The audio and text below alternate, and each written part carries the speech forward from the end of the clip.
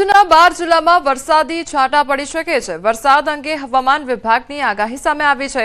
આજે જૂનાગઢ, રાજકોટ, ભાવનગર, અમરેલી, ગીર સોમનાથ, બોટાદ, દાહોદ, છોટાઉદેપુર, નર્મદા, તાપી, ડાંગમાં વરસાદની આગાહી કરવામાં આવી છે। 48 કલાક બાદ રાજ્યમાં ગરમીનું જોર પણ વધી શકે છે। તો હવામાન વિભાગ દ્વારા વરસાદને લઈને આગાહી કરવામાં આવી છે, તો થોડા છાંટા પણ પડી શકે છે તે પ્રકારની આગાહી કરવામાં આવી છે।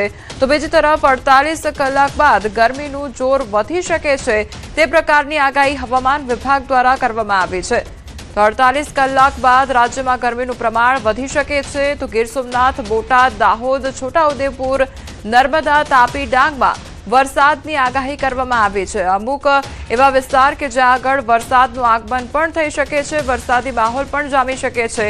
તો બીજી તરફ 48 કલાક બાદ ગરમીનું જોર વધી શકે છે તે પ્રકારની આગાહી હવામાન વિભાગ દ્વારા કરવામાં આવી છે। રાજ્યના 12 એવા જિલ્લા કે જ્યાં આગળ વરસાદી છાંટા વરસી શકે છે, હવામાનમાં એકાએક પલટો આવી શકે છે। તો વરસાદ અંગે હવામાન વિભાગ દ્વારા આગાહી કરવામાં આવી છે। જૂનાગઢ, રાજકોટ, ભાવનગર, અમરેલીમાં વરસાદ વરસવાની આગાહી કરવામાં આવી છે। તો બીજી તરફ ગીર સોમનાથ, બોટાદ, દાહોદ, છોટાઉદેપુરમાં પણ વરસાદને લઈને આગાહી કરાઈ।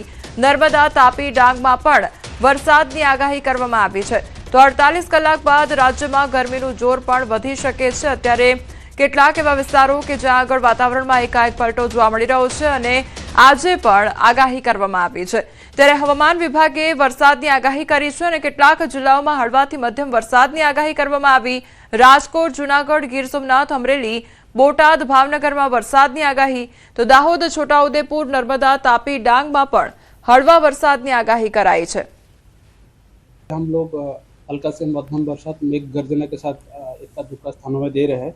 इसमें जो डिस्ट्रिक्ट आ रहा है गुजरात रीजन में, पहले आपका जो पूर्वी क्षेत्र साउथ गुजरात की जो डिस्ट्रिक्ट है इसमें आ रहा है।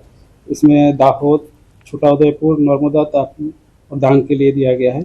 और सौराष्ट्र कच्छ में भी कई डिस्ट्रिक्ट में ऐसा रेन की संभावना रहेगी मेघ गर्जना के साथ। गिर सोमनाथ, जूनागढ़, अमरेली, भावनगर, राजकोट और बोटाद के लिए दिया गया है। इसके आगे कोई बारिश का संभावना नहीं रहने का पूर्वानुमान दिया गया है 8 से लेकर 13 मई तक। इसके आगे जो अधिकतम तापमान के बारे में जो पूर्वानुमान आज दे रहे हैं हम लोग, अगले 48 घंटा तक कोई बड़ा तापमान में कोई अधिकतम